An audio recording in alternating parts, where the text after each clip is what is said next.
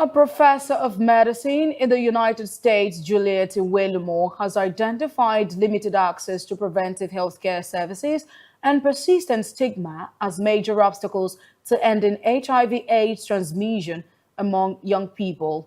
Iwelumo, who works at the Washington University School of Medicine in St. Louis, made this known during the 2026 designathon organized by the Innovative Network on the Science and Practice of Implementation, Research and Engagement.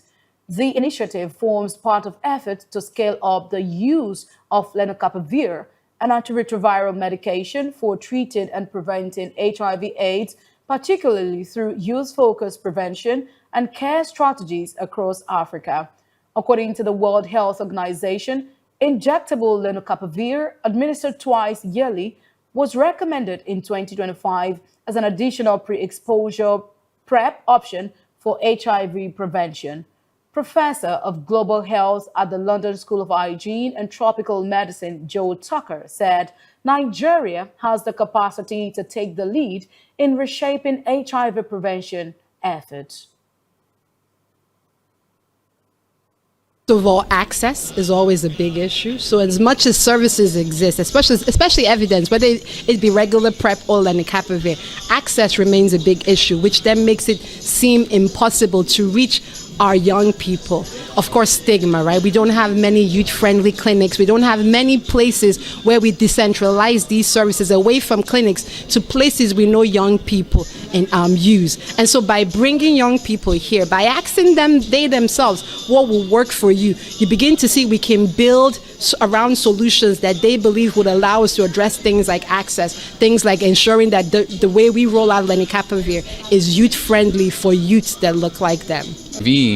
We've seen a rise in new HIV infections. We've seen more babies being born with HIV. We've seen more problems with retention and care and treatment adherence.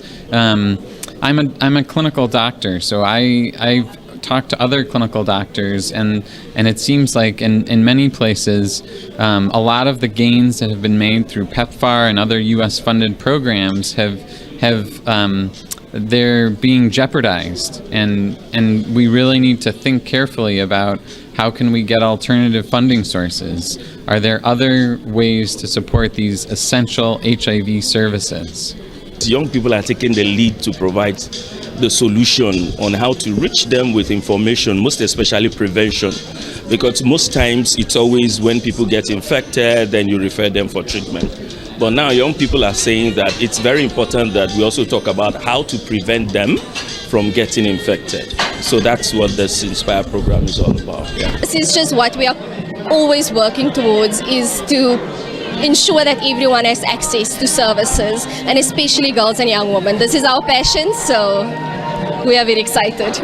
We just want access to care and safe spaces for care, where people are not in judgmental spaces like most clinics are, but yeah, it's just everyone to feel okay and have access to HIV prevention.